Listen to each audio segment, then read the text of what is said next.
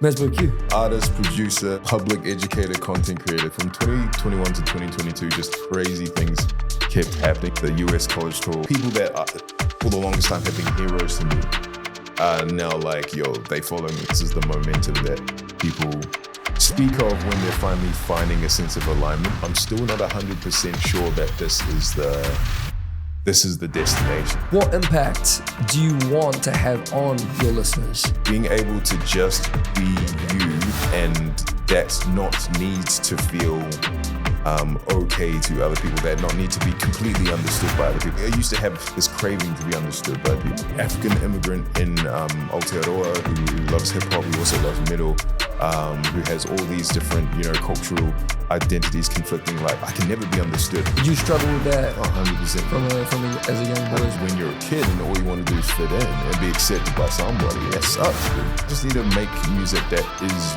me, that might not ever be understood by anybody. And that's got to be okay. You had to erase everything.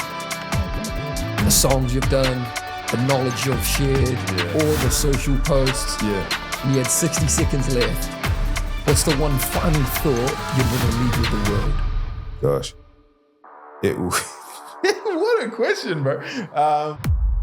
If I could have one moment of your time. Most of you guys listening or watching do not subscribe to the channel. The simple and easiest way to help and support us is to subscribe. It helps us get the guests that you guys want, and it gives us a more opportunity to grow this thing to where we want to take it. Thank you so much. Enjoy the episode. Kia ora.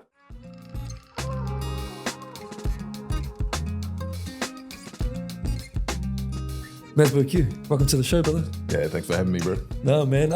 Bro, correct me as well for my pronunciation, but Hugh Oketsuku Ozumba? Okechukwu Ozumba. Okechukwu. Yeah. Okechukwu is my Igbo name, Igbo Nigerian. Wow. Yeah.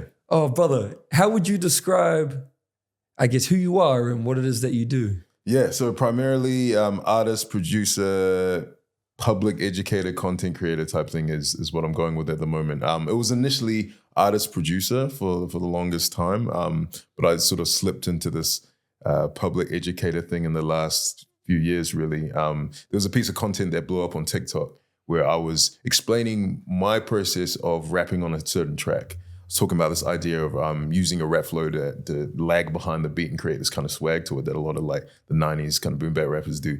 I didn't think too much of it. I was like, oh yeah, I'm just, creating some content to push a song.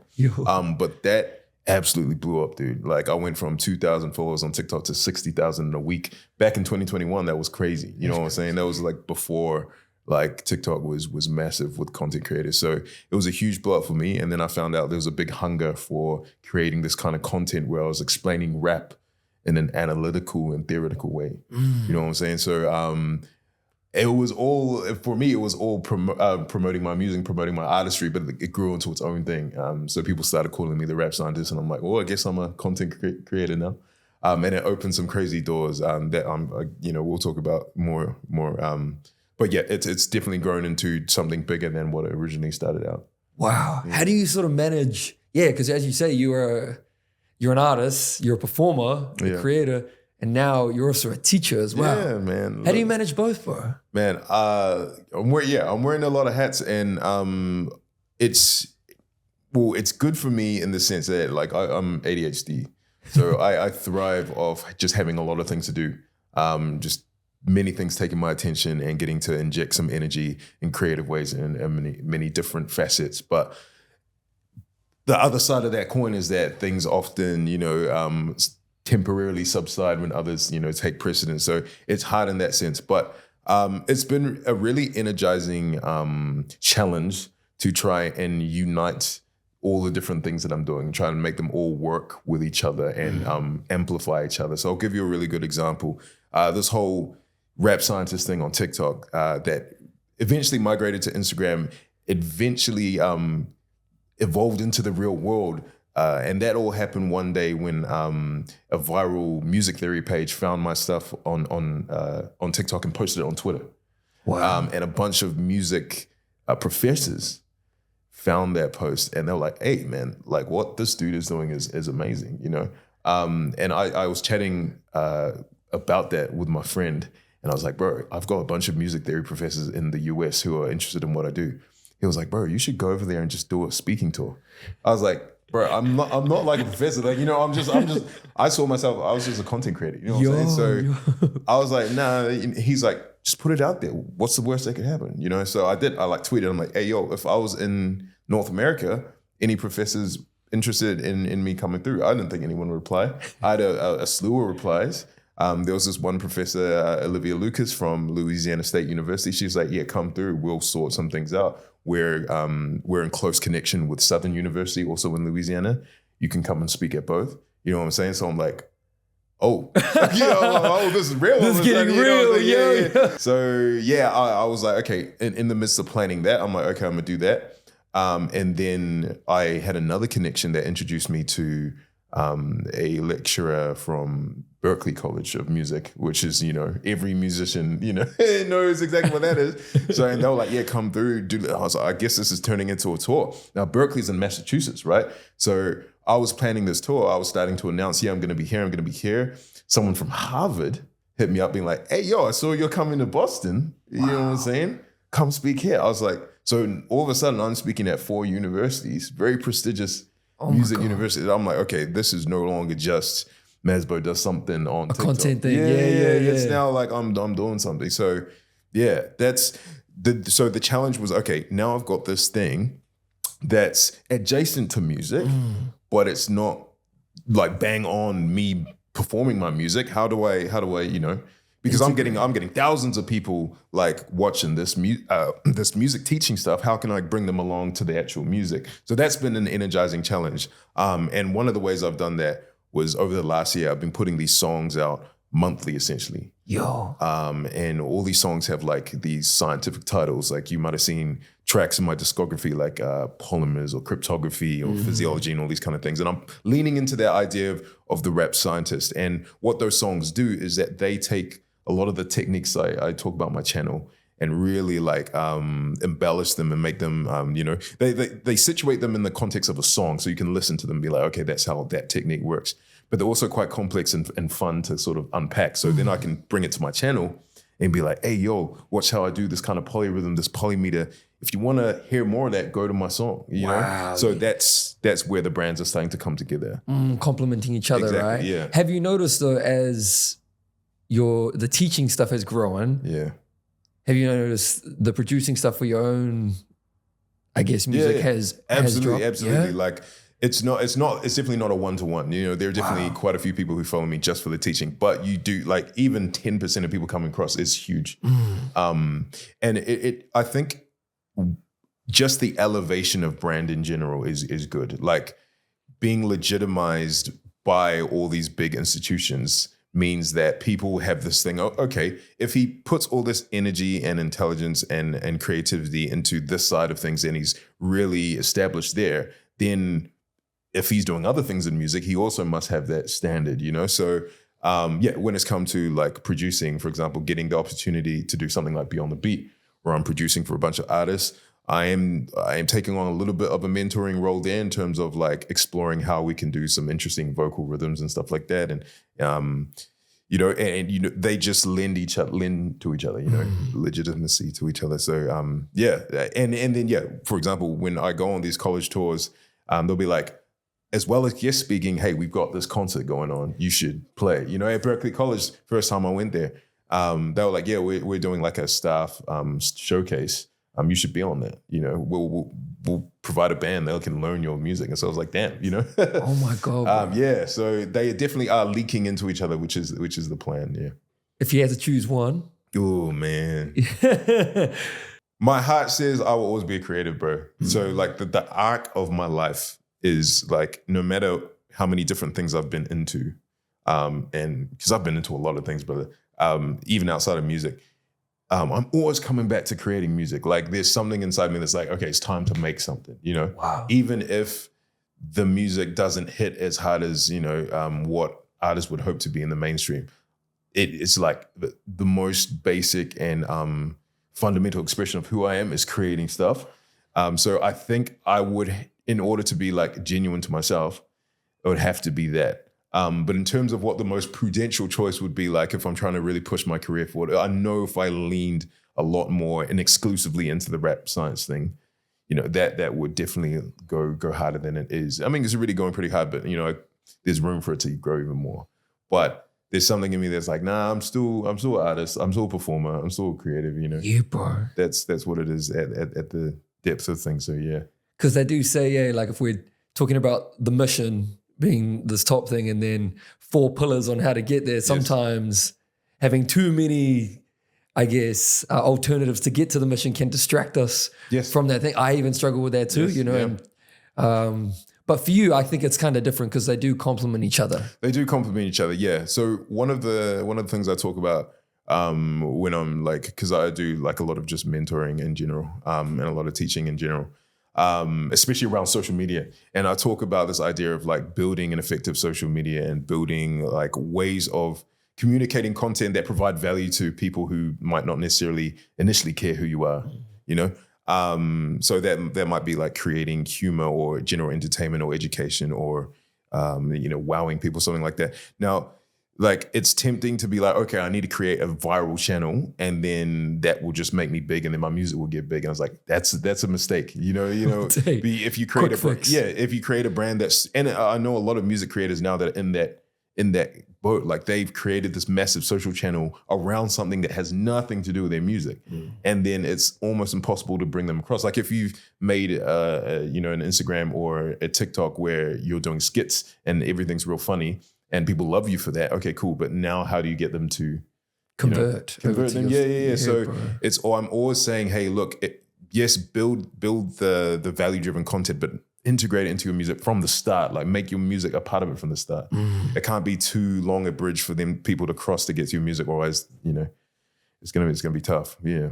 Welcome to the Martin Show first ad break.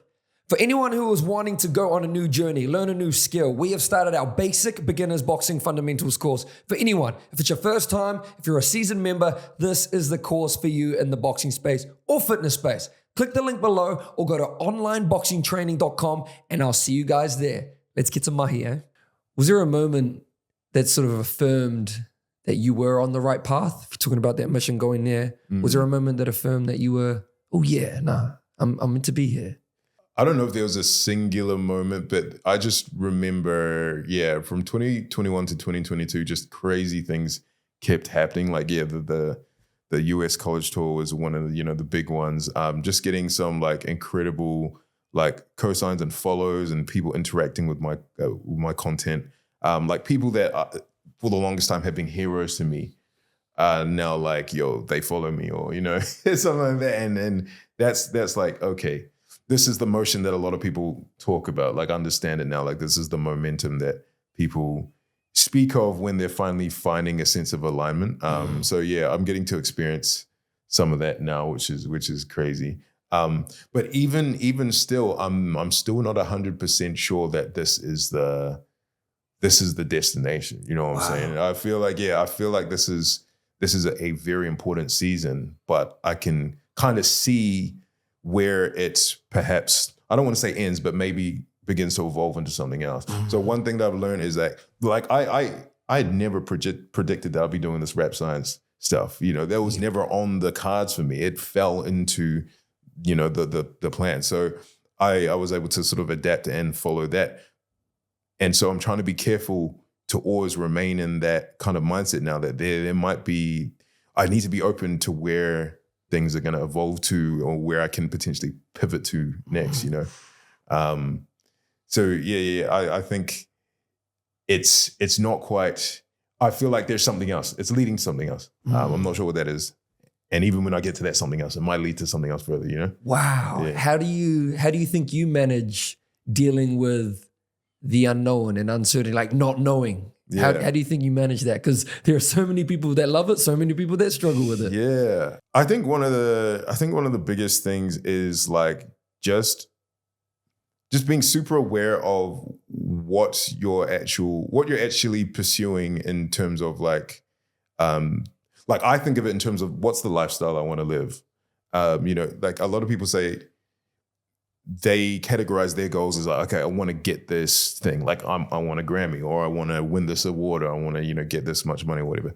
I'm kind of like, what do I want to wake up and do every day? Because even if I win that Grammy, you know what I'm saying? Or even if I get a song that's top of the Billboard, what is my lifestyle going to look like in that situation? I might still wake up with an anxiety being like, I need to create the next song that hits the Billboard. And if I don't, I'm going to feel a certain type of way about it. Or I might have all this money, but I've got all these extra responsibilities now. It's a lot more of, a stressful way to live. So whilst I might have all these accolades and achievements on paper, is my lifestyle like more attractive than it was? So I'm kind of like, what do I actually want to do? I want to wake up. I want to do what I love to do. I want to take care of my family, and I want to go to bed. I want to do that again. So what are the kind of things that I can pursue that can create that lifestyle for me, and then that allows me to be like, okay, well, if this rap science thing continues, cool. If it doesn't, cool, because I know I'm building the lifestyle I want. At the end of the day, it's a lifestyle, right?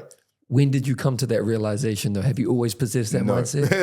Fairly recently, yeah. Because when the rap science thing started really taking off, there was a bit of an existential thing, right? Because I left my software engineering job to become a musician. And in my mind, I'm like, okay, this is it. Like, I need to make it as a musician now. I need to make it as an artist now. And so when this like public educator thing came about and started really taking off, and there were all these feelings of, oh, maybe this is the thing. Maybe I need to give up being an artist. That was really tough, because I was like, an artist is who I am. How can I give that up? I have failed, So it took a lot of inner work to realize that that's not the case. And it was always going to be a thing of what lifestyle did I want? Because even if I blew up exclusively as an artist and did all these crazy things that the top artists do I love my life? Do I love, we read and see a lot of artists who have reached the pinnacle of what they do. They're still depressed. They're still making horrendous decisions and sabotaging their own lives because, there's something deeply unfulfilling about how they're living. So I'm like, even if I achieved all those things, like, is that what I want? So yeah, that kind of inner work really helped me get where I am. And that took place only in the last couple of years. Man. Wow, brother. Yeah, we had David Neath, who's a mindset coach. We had him on the show. Yeah, bro. And he has a passage in his book where he talks about creating a life by design, not by default. Yeah, wow. And it is exactly what you're saying, bro. And I've only come to this realization this year. Yeah, no, that's real. Well, I want to go towards sort of your music. Yeah. And I guess like the impact. What impact do you want to have on your listeners? I think I principally want people to feel like they can feel like their authenticity does not necessarily need to be co-signed or accepted or validated externally for them to feel satisfied with it in themselves. You know what I'm saying? Like they don't need to, and this is pretty cliche, but I think it resonated with me in an important way again in the last couple of years. Like being able to just be you, and that not needs to feel okay to other people, that not need to be completely understood by other people. I used to have this craving to be understood by people. It used to really, and I can't lie and say like I've completely abandoned that now, because I think everyone has that. But yeah, it used to really define me. I need to be understood. How can I be understood when I'm this African immigrant in Aotearoa? That in itself is such a unique identity marker. Because it's such a recent thing. An African immigrant in Aotearoa who loves hip hop, who also loves metal, who has all these different, cultural identities conflicting. Like I can never be understood. I'm not understood by my Nigerian whānau completely. I'm not understood by people in New Zealand completely. I'm not understood by people in America, where I feel affinity in terms of their music. I'm not understood back in UK where I was born. So what am I going to do? And that used to really, really affect me. And I used to be like, how can I make music that talks to any group? Because no group is going to look at me and be like, yeah, he's our person. So I had to sort of come to a transformation where I was like, No, I just need to make music that is me. That really, really is me, man. And that might not ever be understood by anyone. And that's got to be okay. You know, that has to be okay. You know? Wow. Yeah.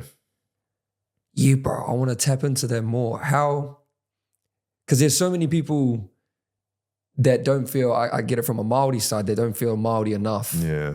And it's quite interesting to hear it from a different cultural perspective. And did you struggle with that? Oh, 100%. From as a young boy as well? 100%, yeah, because like I was never taught my mother tongue. And then, yeah, I grew up in Aotearoa in a time where there weren't many African immigrants, let alone Nigerian immigrants. You know what I'm saying? Like I think our family was maybe number 3 in terms of Nigerian families migrating to Aotearoa. We came in 1990. In terms of African immigration, yeah, we were still definitely among the first wave, so to speak. So that meant the African Aotearoa identity was a new one. It wasn't one that I had like role models for. And I realized that me just living was defining that.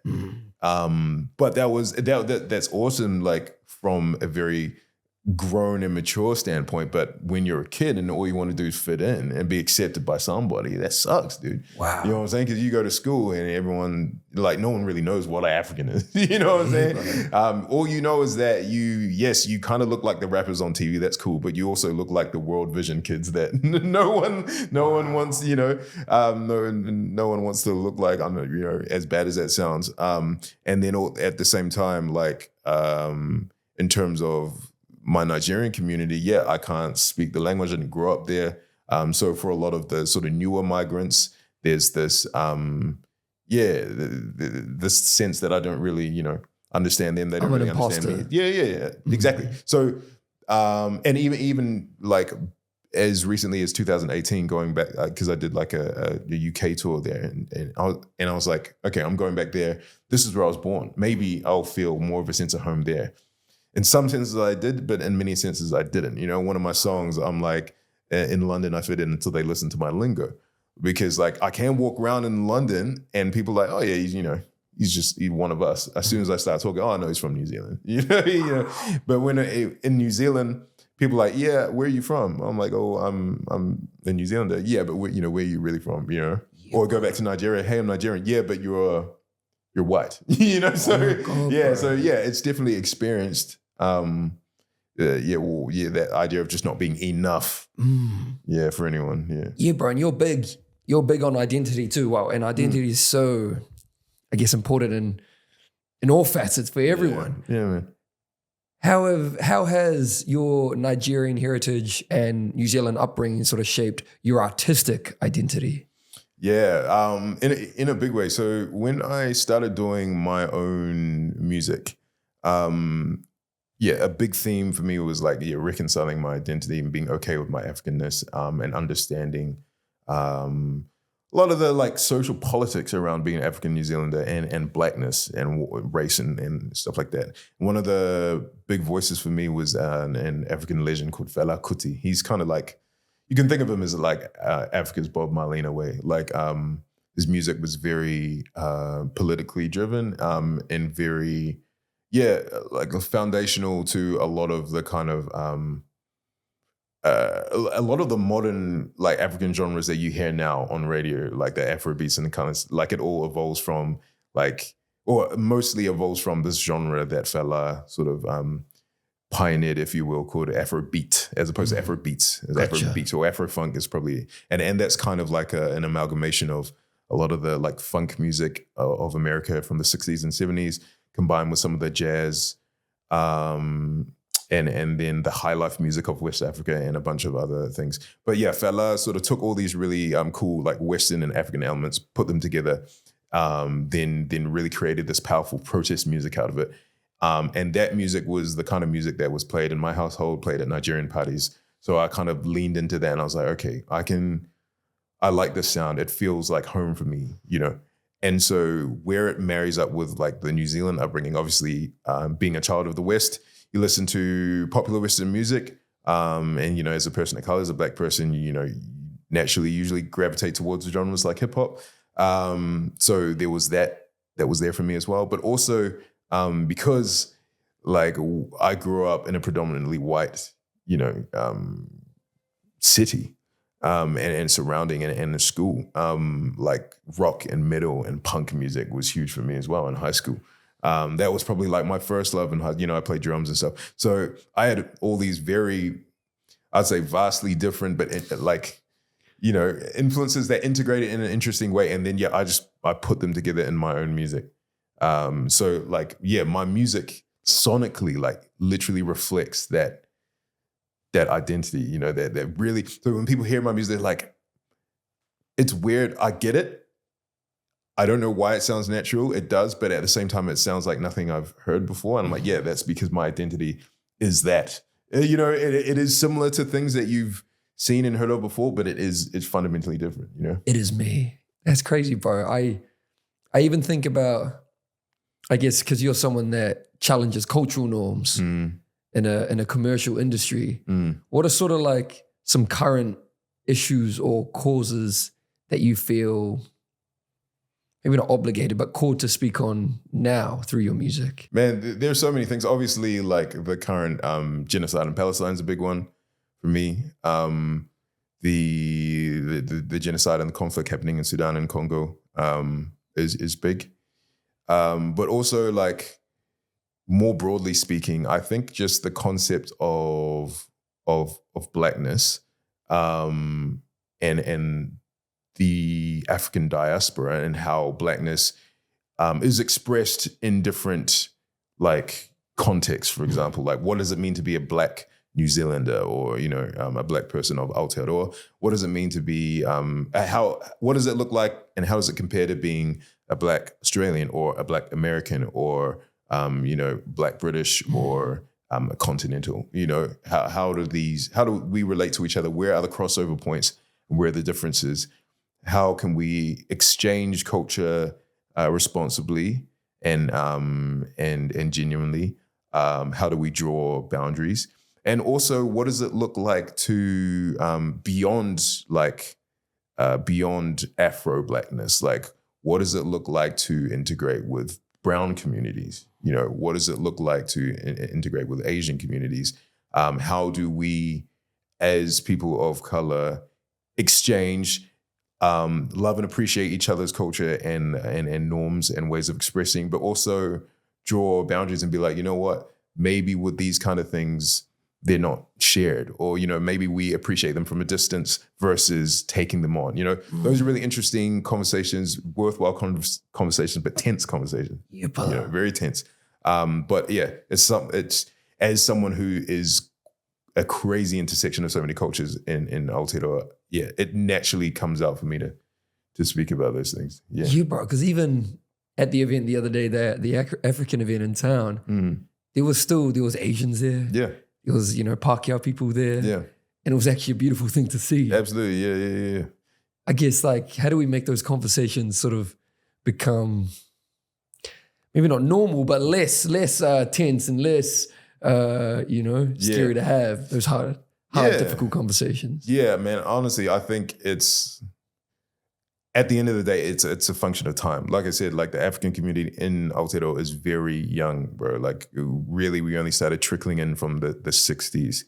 And the big first wave was kind of the 90s, the 2000s, you know what I'm saying? So that's 1-2 generations, and then similar for some other kind of hyper minorities, so to speak. So the conversations are still in their infancy, So in one sense, it's good to sort of, talk broadly about how we can foster better environments for these conversations, all these kind of things. But I think, it'll kind of self-correct as time goes on and as we become more used to seeing diversity and different communities interacting and sharing culture and all these kind of things. Yeah, bro, you mentioned authenticity in your work, which is you, identity. It's also your story, right? And everything that you've experienced throughout your life. And I guess storytelling can be in music, business, arts in general. How have you balanced storytelling and musicality in your stuff? Yeah, man, that's an interesting one. It's kind of like a pendulum that sways because there are some songs that I'm like, I'm just going to do technical musical stuff for this. But there are other songs that I'm like, I'm not going to care too much about musicality per se. I just really want to tell my story. For example, there's a track on my latest album that's coming out next week. It's called Torque. That single's been out for a few months already. And that was one of the songs from that Rap Science collection where I'm like, I'm not going in on this one with crazy rhythmic techniques or syncopation or swing or anything like that. I'm just going to tell my story and be vulnerable about where I am career-wise, where I am existentially, and I'm going to talk about that. Whereas there are other songs on that same album where it's like, yeah, I'm going to say some things, but really what I want you to pay attention to is the fact that right now I'm rapping in 7/8 over a 12/8 beat. You know, you know what I'm saying? So, how do I balance those two? I kind of I swing between them, you know, I swing between them. And because like people sort of appreciate both, I think, well, different people will appreciate different things. Like I love both. I love like just being a bit wanky with crazy musicality, but also I love just like hearing like raw storytelling as well. I don't see myself being able to be exclusively either. Do you feel like maybe not more scared, but a sense of fear telling or producing a song which reflects your story more? Yes. yes, so much more, bro, because the being intensely musical and intensely technical, it's fun, but yeah, it acts as like a veil or a shield, you know what I'm saying? Like it's like if people critique it, I can be like, okay, you can critique it from a musical standpoint.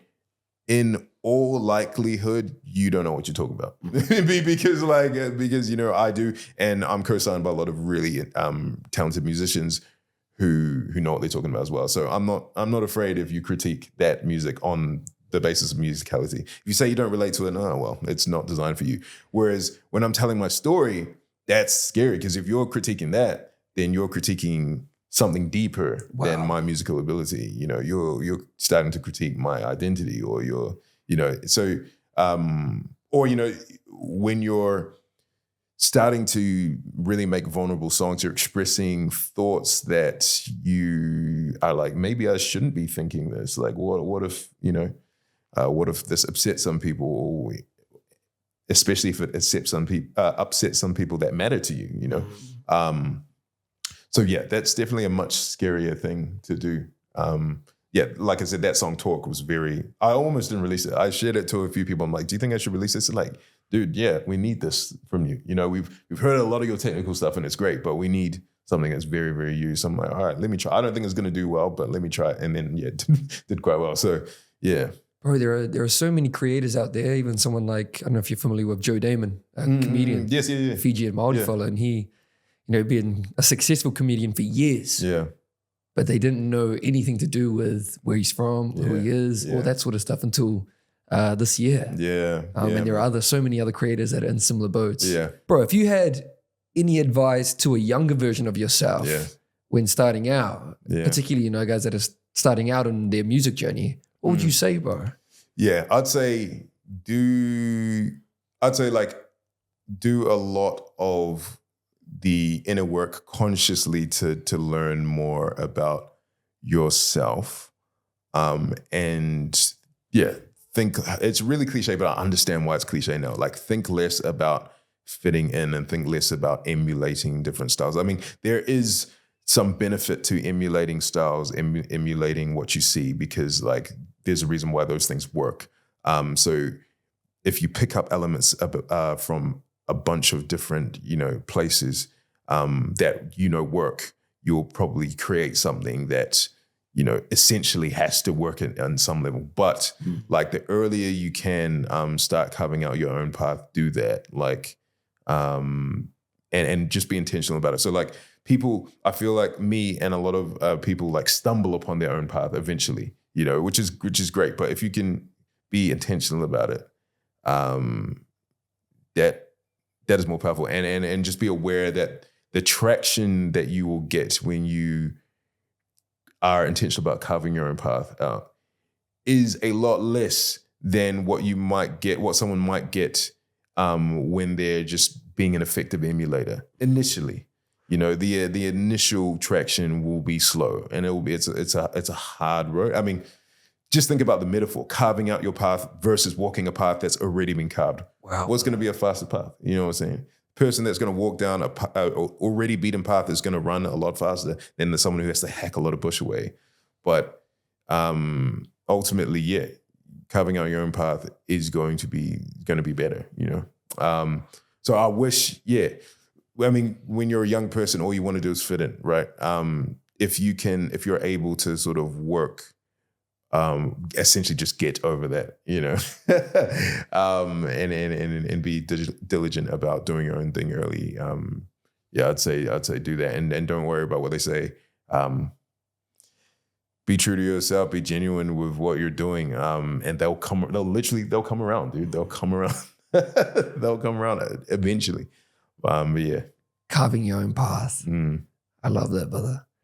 Oh, bro, let's go more towards the music scene or industry here in Aotearoa. Yeah. How has your experience been? Oh man, it's been interesting. Like a lot of highs and a lot of lows. Like I've really enjoyed sort of making the connections that I've made.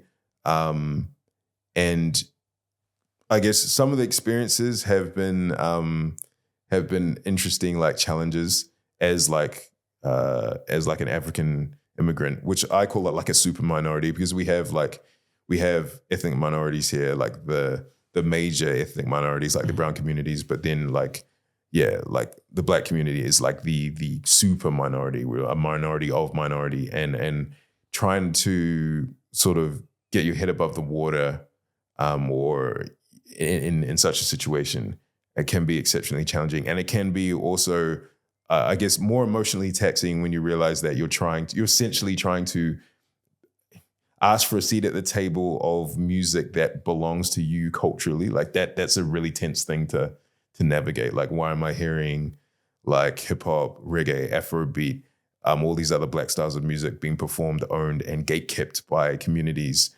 from where that music doesn't originate? And then me struggling to, you know, that's been a bit of a frustrating one. But you know, it's one that you just have to navigate and accept. Like I've started some conversations around it, and I've become unpopular in certain circles for doing that, but whatever. But at the same time, yeah, like I just have to crack on with it. And that's kind of what I've done. And I've been, I've been able to do some really cool stuff. I've gained a lot of support from some facets of the industry, which has been good. So that's been my experience. But in terms of, if I was to step back and comment on the industry as a whole, I think there are facets of the industry that don't support Aotearoa music enough. And I don't just mean like black music, I mean just all music. Like I find myself like banging my head on the wall, like why isn't New Zealand radio playing like 95% New Zealand music? Why not? Like the way it would transform our music industry is unfathomable, dude. Like why is it hard to get radio to do that? Like it would make so much more. Like you walk down the road and you talk to your average person, you ask them, yo, who are the New Zealand artists that are popping right now? People are gonna name artists that on average were big 10 years ago. You know, there's not a consciousness of what's going on in our country music-wise now, which is really bad, dude, because we'd pay hundreds of dollars for these big international acts or these legacy artists who, like, you know, all power to them. But at the same time, like, you know, these current artists that have a lot of talent and that are making a lot of really big moves, struggle to do shows where, you know, the tickets are like $20, $30. Why? Why? Oh why is that? Whereas, you know, if you're in the car on the way to work every day at 7 o'clock, you're listening to primetime radio and all you're hearing is New Zealand music, that will be the music you love. And you'll be like, oh, wait, this artist that I listen to every day, whose music that I love is playing down the road for $25. Of course I'm going to see them. You know, like it seems so obvious to me. So that's a very weird thing. And I think a lot of artists are feeling that at the moment. Like, why is it hard here? Of course we have a population problem, but I think it runs a bit deeper than that. Yeah. And what about collaboration between artists? Do you feel like New Zealand artists collaborate well with each other? Do you think that could also be a work on? So I'd say the term to use would be inertia, like as in like it's difficult to get things moving. You know, it's difficult to start the conversations or make the connections. Once connections are made, the collaboration is great. Like once you're actually in the room with the person and you're making the music, yeah, you know, people here are lovely. I mean, everyone's talented and everyone can work together. But for some reason, it's hard to even just establish that connection. You know, it's probably related. It probably is related to tall pop. You know, everyone sort of talks about it. Yeah, but yeah, the fear of putting yourself out there. Okay, so I spent 2 weeks in New York in December. Didn't have real like I was over there mainly to do some teaching with NYU and a couple of other local universities. I didn't have any plans in terms of being over there as an artist to do any gigs or anything. I was like, I'm just gonna go to a couple of jam nights and see what happens. Brother, like I went to one jam night, got invited to a studio session, went to that studio session, got invited to another jam night, went to that jam night, studio session. You know, like I was just like, bro, what? You like what? No, yeah, I filled out my 2 weeks, dude. I was going to bed at like 4 a.m. every night, you know, because of all these different, you know, yeah, gigs and jam nights and studio sessions and collaborations that happen. And I was like, whoa, why is this energy so potent here, but not at home. And one particular experience that I won't forget, shout out to my girl, Reggie Angelo, who's watching this. She, so I was on a radio show called On the Radar. It's like this, it's like this platform. It platforms like rising artists and platforms established artists. You know, you get to go on there and do a freestyle or do a song or something like that. It's based in Brooklyn. I got to go there. My girl Reggie, she helped style me for it. She helped me suss this. We thrifted this jacket and then she printed the Q and the Mazbou for me. Sick, brother. And yeah, she was like, okay, what are we doing with your hair? And I was like, that was a weird question for me because in New Zealand, my hairstyle is locks. Like I just have locks. But over there, where like, you know, you have a significant black population, everyone has locks. Locks isn't a style. Locks is your hair. How do you style your hair? And I was like, oh. Okay. So she did this crazy thing where she, you know, she tied my hair in these buns. She had something hanging down. She got me these crazy glasses and she's like, look at yourself in the mirror. And I look and I'm like, this looks dope, but this looks crazy. Like, you know, like this looks, I'm so out there. And she's like, this is New York. You're not even close to being out there. You know what I'm saying? And I was like, that rearranged something in my brain. Because in New Zealand, I would feel like I have to make myself small. Wow. I'm like, why do I feel like I need to make myself small? Oh my God, bro. You know, like, why do I feel like it's instinctual? Like, as soon as I saw myself, I'm like, nah, glasses off. Why? Why though? Because I need to be less. And I was like, bro, that is so poisonous. Another example, first time I went on my American college tour, which was in 2023, that professor, Olivia Lucas, I remember she was introducing me to people around the faculty. And she's like, you know, like, tell them what you do. I'm like, oh yeah, you know, like I do a bit of rap. She was like, a bit of rap? You know, but in New Zealand, that's like, if I said that, people are like, yeah, okay, cool. You know, but over there, they're like, a bit of rap, what? You know, and that, again, that rearranged something in my brain. I'm like, that is such a subconscious level of making myself small. I didn't even realize that. You know what I'm saying? I'm like, damn, even my language of how I talk about myself, I'm just making myself small. So yeah, when it comes to like collaborations, I think we're too concerned. We're very, very self-conscious here. And in groups of people, we have this instinctual need to really self-protect, make ourselves like small, or not allow ourselves to be big.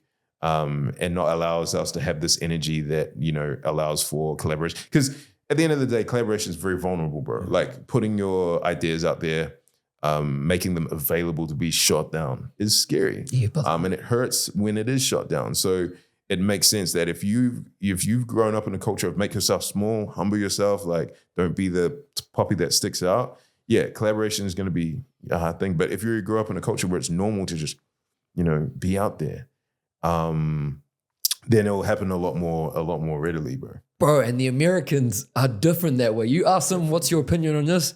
Oh, I think you want to go do this? Let's go do. Yes. If you ask them, you say, I'm an okay rapper, or whatever it is. Like, you know what I mean? Yeah, it's so, bro, I'm the same. Now you do it. Yeah, you go first. Yeah, exactly. Yeah. And how do you think though, bro? Because this is, I think this is so potent for our people here in Aotearoa. Practically, what do you think we can do to minimize that issue? Or is it just to say yes to more things and collaborate? Is that the only way? Yeah, I think everyone just needs to work on themselves. Like, I can't convince other people to be bigger. But I can be unafraid to be big myself. I can be a big energy wherever I go. And I think I saw a post from Lupe Fiasco. He was like, being humble isn't about making myself smaller. It's about me being big and making everyone around me feel big. And I'm like, that's cool, man. That's actually really cool. Like, if I'm unafraid to, speak my ideas, share my ideas, or, perform musically or jam, and just be a big energy, but at the same time being like, yo, you have something to offer. What you're doing is dope. Well, if you're bigging yourself up, bigging everyone else up, you know what I'm saying? Wow. I feel like that'll start to change the culture. But yeah, that's an internal change, So that's why I'm like, everyone needs to work on them. So like, how do you conduct yourself when you're in a space? Yeah, that's probably like a good example is like, I often do like songwriting camps and stuff like that. And I'm often the role of the producer on those camps. So when anyone's in my room, one of the things I do quickly is I put ideas out there. I don't care if they're good or not. Like, I don't care if people think they're good or not. I just put ideas out there. And what that does is that people are like, okay, so this is a room that's safe for me to put ideas out. You know what I'm saying? Discussion, yeah, brainstorm. Exactly. If he's okay to be a bit silly, then I can be a bit silly, And like I feel pretty secure in what I've achieved and like my social media presence and what I can bring to the table and stuff like that. That I can put my ideas out there. If they get shot down, whatever, it doesn't matter. People know that, he's got this music, he's got this stuff that he does. But yeah, he can have crazy bad ideas as well. Who cares? Move on from them. So yeah, I think just not being afraid to be a bigger energy, but also uplifting other people around you. I think that's the key to get out of it. Yeah. Yeah, it's having a sense of pride, in what you've already done. Yeah. And the only way to do that is by giving yourself the evidence that you personally have done, which then uplifts your confidence anyway. Exactly. Yeah. Yeah.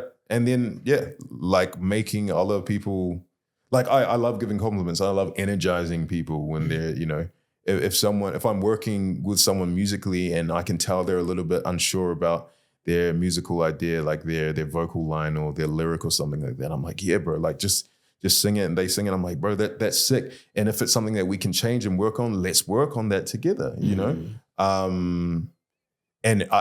you can tell like immediately when someone just feels like they're in a safe spot or, their stuff's being validated, you can feel them be empowered. So I'm like, bro, why don't we all just crave that feeling? I love seeing someone feel empowered. I love that, man. I want to feel empowered. I want you to feel empowered. So like, I think that attitude change can collectively, I guess, shift the whatever tall poppy is, Yeah, brother. Yeah.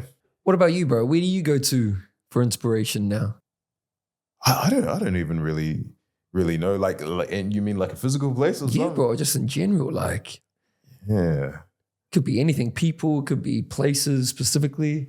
Could be, honestly, bro, it can be a conversation. It can be something real mild as well. It can be something small. Like, ooh. Yeah. I'll tell you what, I've recently seen the value of just having like regular communities. Oh, okay. I'm not going to say I've recently seen the value. I've always known the value of that. But I think I lost sight of a little bit of that, particularly around COVID. When COVID made things difficult to, you couldn't really go to things. And then even post-COVID, like, for example, the gig scene hasn't fully recovered since COVID. A lot of venues shut down. A lot of social things that people do, perhaps people slow down from because they realize, I'm happy at home doing my own thing, right? Cool. But I had to remind myself, actually, no, I need that regular community. So for example, like recently I started playing dodgeball, which is so random, bro. Like, you know what I'm saying? Let's go. But it's a dope sport. But more importantly, it's like, I'm just going to something every week. I'm being active physically, but I'm just meeting people. I'm connecting with people. And I'm making these connections. And then a lot of those people came through to the Africa Day gig, and I realized, and that's, again, shifted something in my brain. Oh yeah, that's the power of community. You know what I'm saying? Because it's not really about the dodgeball, right? Dodgeball's cool, but it's about the connections that I'm making and the friendships that I'm forging, and you just absorb more experiences, you absorb more perspectives, and then that shapes some of the music that you start to create. Yeah. Has there been a moment or moments where you felt like fully giving up? Oh yeah, man. Yeah, at least once a week, bro. Yeah, at least once a week. It's yeah, dude, because one thing so here's the thing. When I left my software engineering job, I was like, all I want to do, I don't need to be famous. I don't need to be a millionaire. All I want to do is get my music up to where I'm making a six-figure income. Once I'm there, I'm happy. I got there and I'm like, I feel further away than what I did when I started. So that's when I realized, like, yo, there's gonna be no point where I feel like fully satisfied. But when you forget that, that's when you start sinking into, positions of, oh man, maybe I should give it up. I've had a few conversations with people. Like I talk to my wife about it. I talk to a lot of my close friends.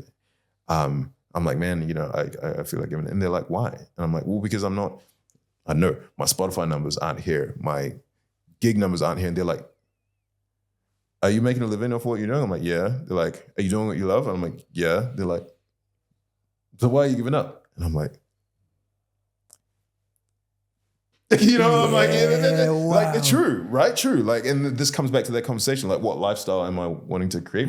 So if I'm living that lifestyle, why would I give up? It's so tempting to slip into, oh yeah, I must chase these numbers. I must chase these, metrics, like these KPAs, but no, like what lifestyle am I trying to lead? And am I creating that? Am I pursuing things that create that for myself? If yes, then there's no reason to give up. And that's something, it's a constant conversation I have to have with myself and have with people around me. So yeah, you need good community. That's another reason to have good community, right? Because to have people feed that into you is really important. Bro, and it like converses over to not just music, whatever is the thing that you're into, like what I'm getting from you as well is reframing the desires. Yeah, man. What it is that you want from this thing. Yeah, because it is, man, culture is really interesting because I feel at some level, everyone understands that material possessions and material achievements, physical achievements, are not ultimately satisfying. Like at some level, we all know that. Like we all, for example, you can look at the most materially successful, material wealthy people on the planet. They're still doing crazy things. There's still like people still got like drug addictions. They're still like going to weird parties. They're still doing all these things because you're like, okay, you might have all this money, you might have all these like accolades and success, but that's obviously not fulfilling you. You know what I'm saying? So we know that, bro. But there's a tension of knowing that, yet still pursuing those things and still like hinging our happiness on proximity to those things as well. And it's really, and I find myself doing that so much. I know X amount of money isn't going to make me happy. I know reaching $1 million isn't going to make me happy, but I still want the million. I still want the million. Where do you think that comes from, brother? The desire to want those things. You deepen it. Where do you think your fuel really comes from? Man, there's so many. There's so many layers. Like one layer, like the fundamental human layer, I guess you can come at it from like a scientific perspective. Like the urge to survive is the urge to accumulate resource, the urge to just get more. There's that there, but then there's perhaps you could say the spiritual desires as well. Like I grew up Christian, so like there's this belief that like we have this desire in us to satisfy quote unquote the flesh. But then there's also like I'm from like I'm Igbo Nigerian, you know what I'm saying? And like we know like we hustle. Like anywhere you find Igbo people, bro, they hustle. They're always entrepreneurs, man. They're always like trying to get more. If they've got a full-time job, there's always something on the side, because there's that's been filtered down as well. And there's like just personal things around just the pursuit of excellence and all these. So there are so many driving factors that get me to pursue. But like I said, it's this thing of trying to acknowledge those and give an appropriate amount of attention to those where needed, but also balance it out with being like, I need to find contentment. I need to find peace, and continual yearning, continual want, continual desire needs to be tempered, bro. It really does need to be tempered, because there will be nothing materially that I possess or that I achieve that will make me be like, yep, I've done it, no more. That's not how we work. If that was a thing, I would have already gone, because like I said, I wanted that 100K. I got the 100K. I still feel like I'm not, Now I'm chasing the million. Yeah, I'm chasing something. Yeah, I'm like, now I need those millions of Spotify. Okay, let's say I get there, right? My competitors have 100 million, or like my competitors are doing stadiums. Like, I need to get that stadium tour now. Wow. Like it's unending, bro. It never goes, It bro. never goes. It just gets worse. Oh It gets worse. Yeah. I can imagine myself being like, oh, I just want a song on the Billboard. Okay, sweet. One day I get a song on the Billboard. Oh, but it's only at position 97. I really need to get in the 80s next time. Really need to get in 70. Okay, let's say by some miracle I get number one. Okay, but how many weeks can I stay at number one for? There's this artist that's been there for 3 weeks, 4 weeks, 10 weeks. There's nothing that you achieve that there's not more to achieve. And the key is to try and stay fulfilled at each step. At each step, bro. I keep thinking of like someone like Beyonce, who's got a billion Grammys, right? But the narrative around her is like, she just hasn't, like up until recently, she just hasn't gotten that album of the year. Yeah. Everyone was like, man, Beyonce must be so gutted every time the Grammys come around because she hasn't got the album of the year. I'm like, do you know how many artists that just want, not even a Grammy, just a nomination? Like some of us just dream of a nomination. You're talking about someone who's really got this many Grammys and they must be so dissatisfied and so gutted and so like heartbroken and not getting album. That's when I was like, dude, like there's no satisfying this, man. There's no satisfying it. We have to find that contentment and that satisfaction internally. It has to be found internally, because externally is not going to do it. That's such a good point, brother. Yeah, man. Welcome to the Martin Show First Ad Break. For anyone who is wanting to go on a new journey, learn a new skill, we have started our basic beginners boxing fundamentals course. For anyone, if it's your first time, if you're a seasoned member, this is the course for you in the boxing space or fitness space. Click the link below or go to onlineboxingtraining.com and I'll see you guys there. Let's get to mahi, eh? Well, you mentioned an album coming up. Yes. When's that dropping, bro? What's it called? Yeah, so it's dropping on the 30th, which I believe is this Friday. Yeah. Oh, wow. Yeah. Yeah, it's called Rap Science. So the collection of songs that I've been putting out over the last year, it basically redistributes that plus an extra song. I just puts it all in a package and then sort of arranges the tracks in a way that kind of tells the story. It tells the story of me becoming the quote unquote rap scientist. It tells the story of this rap science thing being married with my music.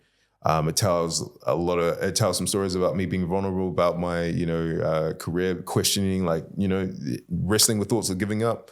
But also coming to terms with, let me just do me and whatever, there's so much in there that I think is very authentically me. And I'm very proud of the project and that it is very different. I'm proud of the fact that a lot of people are not going to like it, in a weird way. Like I enjoy the fact that a lot of people are going to listen to me and be like, this is not for me, because this is the first time where I'm like, I'm just making very me music. I'm not making music that tries to hit any beat or attract any certain person. I don't care. Like I like the fact that you don't like it, because it means that we were never aligned anyway. Like the people that listen to that record and like it, I'm like, okay, you're a fan. You're a natural fan. You're a natural someone that aligns with me, and you're valuable, and you're the person I want to hit.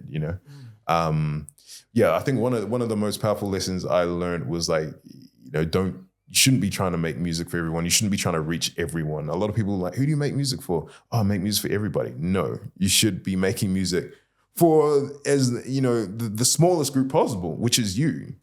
You should be making music for you, and then let people who gravitate towards you come to that. Bro, my next question was going to be, how has this album reflected your growth? And that is exactly it. Yeah. Bro, that's beautiful. This is a bit of a different one. How has, I guess, fatherhood maybe something from your personal life impacted your latest sort of creative output? Yeah, so my daughter was born in 2020. That was, she was born in January 2020. I just transitioned from the moniker Unchained XL to Mazbou Q. So Unchained XL was what I used to go by, and that defined my real that was defined by my very politically charged Fela Kuti inspired hip hop. But I felt like it wasn't really telling my whole story. It didn't allow me to express all of myself. So I was already planning to do a name change. Now, when my daughter sort of came into the picture, I was like, oh, okay. A lot of my priorities in life are changing now. You know what I'm saying? I'm not just seeing where this goes. Like now, this has to work. I have to build something for her to be really proud of. And I think, ever since then, like a lot of what I'm outputting is just has been driven by that. And even that has changed, because at the start I'm like, okay, I have to make this work materially because I have to be able to provide a living for her. I have to become successful because I want her to be proud. But now I'm like, I do want her to be proud. I don't want her to obviously eat, but I want her to look back when she's old and be like, he really did him, so I should do me. You know what I'm saying? Like that's way more important than, let's say I made this music that wasn't really me, but that sold a lot, and that got me a lot of opportunities. Okay, cool, sweet. She can have a lot of nice things now that she's super wealthy, in that hypothetical situation. But will she look at that music and be like, I know more about my dad, or like my dad did something that inspired me to do something that reflects who I am, So I'm like, nah, like now the legacy building is less about material things and it's more about, more deeper, existential things. Yeah. Bro, is there a lyric or a bar, maybe not from that album, it could be from that album or in general, that sort of encapsulates your current mindset or your current mission? Yes, actually, yes. So there's the intro track of the latest album. It opens and ends with, just know if you don't relate to me, I don't relate to you neither.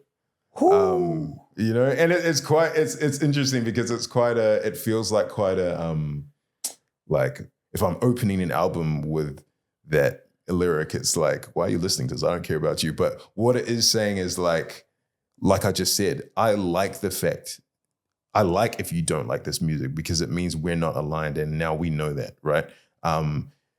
I love if you love it because it means you genuinely love something about me. It's not that I'm just providing the sound that you happen to like. Like I'm being very honest about who I am sonically, lyrically, thematically, everything. So if you like this, we're really aligning.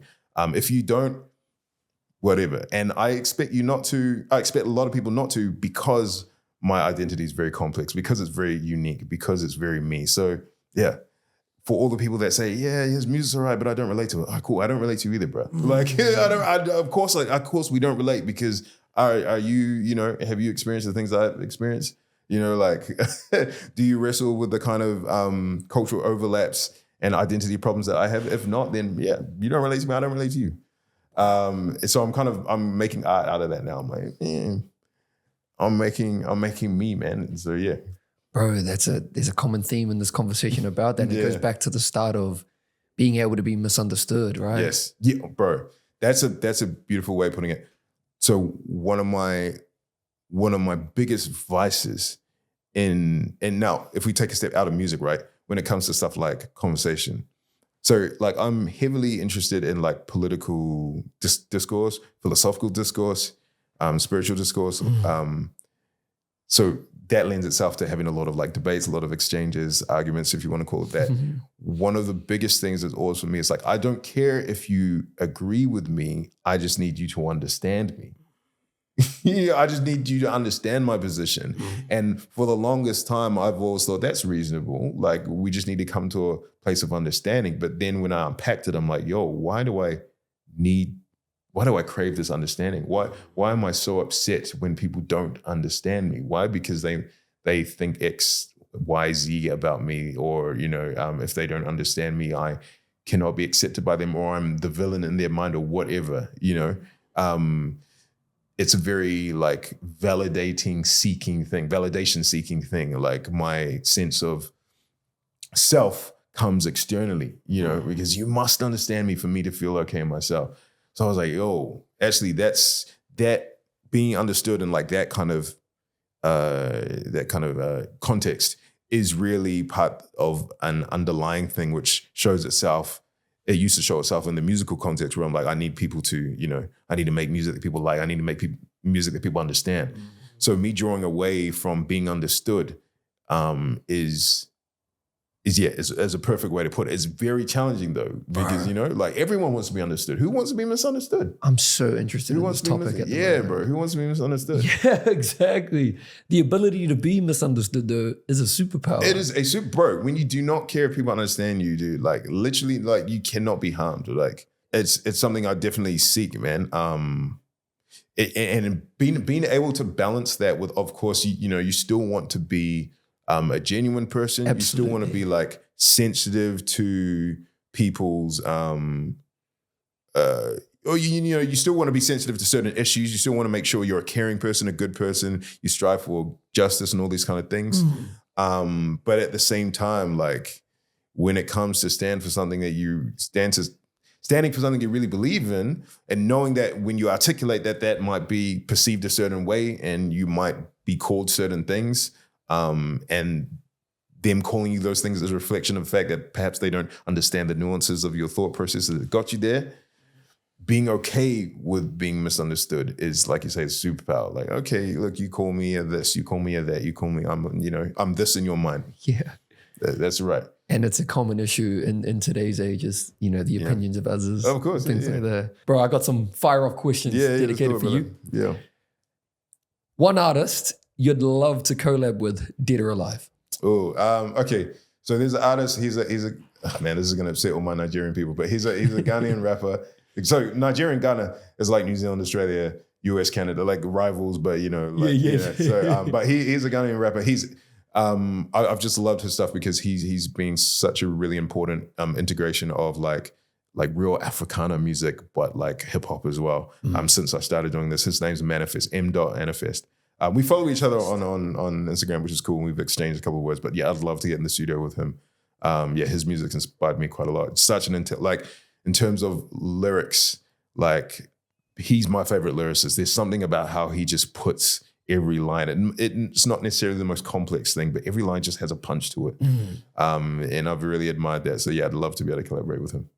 Bro, this is off topic to this now, but since just going off there, how do you think someone does get better at not just lyrics, but we mentioned storytelling? Yes. Like it's something that I feel like everyone should want to get better at. Yeah. Oh, you gotta read, dude. Reading? you gotta read. Like it's just like any skill, bro. It's any skill. You gotta consume good examples of it and then just practice it and just reproduce it. But yeah, I think reading is really powerful, and not necessarily just like reading books, like actually just reading lyrics. Like it's interesting. Like I personally found quite a big difference between just listening to music and then listening along and reading it. There's something different that happened in my brain when I did that. And I haven't researched on what that is, but I feel like there's something there. But I think I know that when I went through a season of just listening to things and reading things, my ability to output my own thoughts like skyrocketed, dude. Skyrocketed. Like my ability to write just was crazy. And I was like, yo, why can I write like this right now? And I was like, oh, it's actually because I've been doing this thing where I'm just reading lyrics. So there's something that happens when you read, obviously. That sounds really silly to people who do a lot of reading. You know what I'm saying? But, it might be less obvious to others. But yeah, like if you want to learn how to tell stories, read stories, man. Read stories, because then you know how things are phrased, how you can do that classic thing of showing but not telling, all these tropes that you hear about, you'll learn to do once you consume it and practice reproducing it. Yeah. I love it, brother. What's harder, writing a verse or producing a beat? For me, writing a verse is harder, and people might be like, he's a rapper, why is it harder? But like I was an instrumentalist first. I started with instruments. I became a producer before I became a rapper. So if you say, yo, make me a beat, that's going to be more of it won't happen quicker just because a beat has more elements to it. It might happen quicker actually, but it's more of an intuitive process for me. Writing is still more, I have to engage more of my brain to get what I need down.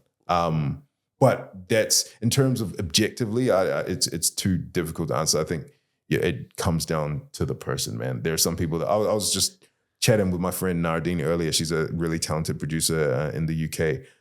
She's a producer and songwriter. She feels like songwriting is her thing. Like she does both, but naturally like lyrics come to her. And so, I think everyone's got a bit of that. I think, you can't really talk objectively about which one is more difficult. Fair enough too. Who's the most underrated artist in New Zealand right now? Oh, man. That's me now. Ooh, say it, man. Rick, say it. Just that. I need to start making myself small. Like legit, like I I feel like I am pretty underrated. But if I was to speak sort of outside of myself, there's an artist that I'm working with. His name's Chinonso. Incredible singer, dude. But also like he's a genius, bro. Like we do studio sessions. This is while we were doing like weekly, and his ability to just have the whole picture in his head. Like sometimes he'll be like, just hit record, dude. And I just record and he just he do like a 20-part harmony thing. And Wow. like for the longest time, he didn't have the means to record himself. So I'm like, how did you have all this in your head, dude? He's like, incredible. He's got EP out. We're working on a new album for him at the moment. But incredible performer, incredibly sophisticated songwriter. Unimaginably talented. So I'd say him. Yeah. What's one song of yours everyone must hear? Wow, what a question. I'd say Talk. Yeah. That's on there. So that's TORQUE. Because I think that song gives the picture of in terms of my identity. Like we've talked a lot about identity and what that means and how that's informed my art. I think that one is important for people to hear. Future. Yeah. At the beginning, we talked about the unknown, and that's a beautiful place to be. I'm in the same boat. Many others will be in the same boat, but where do you want to sort of take it all? It feels like a bit of a cop-out answer, but literally just wherever it takes me, dude. Because like I said, man, like where I am now, even in 2020, early 2021, not in my wildest dreams would I thought I could be doing this. So like that says it stands to reason then maybe in 2026, 2027, I'm in a place where it didn't even occur to me to think of being there. So I'm trying not to step on wet concrete and get like definitive. And get trapped into or get fixated on this puppy. No, I must go here, to the extent that I start pushing aside things that might be, So I want to maintain like this poise of like, there are some doors here, I feel myself naturally being pulled here. I'm going to walk through there, and see what happens. Like I said, I'm fixated on the lifestyle that I want to maintain. So if I can see that lifestyle being maintained in that doorway, then I'm gonna walk through that door. So I literally don't know. Like this rap science thing could be over tomorrow. It could be over in 10 years. There's so many doors. Like I can see myself potentially working with labels to develop artists, or working in more of a strict educational context, like working with a tertiary institution, doing some research on rap theory, AI, how it interacts with music and that kind of stuff. I can see myself doing that. I can see myself just doing the artist thing for a while. I can see myself doing the producing thing for a while. The opportunities are endless. I think that's beautiful that you're aware of all that stuff too. That's a great answer. Bro, my final question is, if you had to erase everything, the songs you've done, the knowledge you've shared, all the social posts, and you had 60 seconds left, what's the one final thought you'd want to leave with the world? Gosh. What a question, bro. Thank you, brother. The one final thought. Oh, man. Erase everything. Yeah. No, man, honestly, questions like that are too, it's too weighty for me to give a snap answer to, bro. Yeah, I honestly wouldn't. So are you saying that all those things I haven't achieved? Everything you haven't shared, all your songs, everything you've released. I haven't shared them. And you have one thing to say, one right. final thought to say, could cover all those songs in one. It could be your whole album. Oh, mix, yes. You know what I mean? Yeah, okay, I see what you're saying. So if everything you have done and given was not there, and you had one thought, one final piece to say to the world, what would that be? Okay, yeah. I mean, I won't be able to give it in this one profound sentence, but it would definitely be along the lines of that whole. It's important to have to know yourself in a profound way and be so secure in what your gift to the world is, regardless of whether they accept it or reject it. You know what I'm saying? It's that whole. You don't relate to me, I don't relate to you either. I'm me. This is my offering. You know, this is who I am. I'm not worried about being understood. I'm not worried about being accepted. This is legitimately who I am. Like those I align with, I will align with. Those who I don't. Like that's really the only way you can live. Like any other way leads to like an endless pursuit. And being infinitely and eternally dissatisfied, you know what I'm saying? It's that, reaching that contentment in what you have to, who you are and what you have to offer, I think, yeah. We have a closing tradition on this podcast where the previous guest asked the question, a next guest, a question not knowing who they are. Oh, yeah. Bro, and I feel like this one was written for you. The question for you today is, if your heart had a voice, what would it be saying to you right now? It'd be like, we're not done yet. It's not over yet. You know what I'm saying? Because I'd say, you know how we just chatted before, like, yo, have you ever thought about giving up? You know, I think, I've been in a bit of in that space a little bit, you know, but sort of coming back out of it. And feeling like a renewed sense of sort of purpose and drive going into the second half of the year. And I feel like my heart's like, it's not over yet, brother. You know what I'm saying? We're not done. We haven't even started, to be honest. Oh my God. We haven't even started. Yeah, man. It's real cliche, but like I've been seeing a lot of Dave Goggins on my TikTok, and he's ridiculous. But like, I love. There's something about like having those crazy extremist voices, you know, like not necessarily being tugged all the way to where they are, but just being pulled, you know, like I needed someone as crazy as Dave Goggins to just pull me a little bit in that direction. You know what I'm saying? There's this one clip where he's like, what does he say? He's like, it's not enough to win 5K, win a 10K. It's not enough to be a doctor. It's not enough to be a doctor, be a better doctor. It's not enough.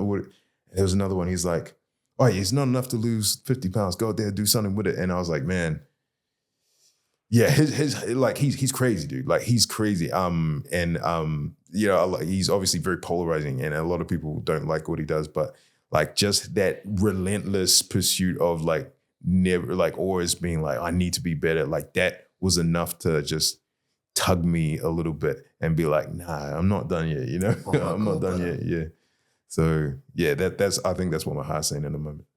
I love that so much, brother. And I think you need to pay attention to that, tap into that more. Yeah. I'm excited about your next album coming out. By the time this episode drops, it'll be out. So I wish you all the best with that. Thank you for being here today. Where can the people find you, my brother? Yeah, everywhere. /Mazbou Q. So that's Instagram, that's TikTok, that's YouTube, that's Facebook, that's Twitter, all that kind of stuff. Mazbou Q, ladies and gentlemen. I appreciate it. My brother, thank you. Yeah. We will drop Mazbou's details below. We will also drop _ The Martin Show somewhere here. Make sure you subscribe to the channel. We're going to be back next week for another episode. And go watch some David Goggins while you're at it. Kia ora. Thank you.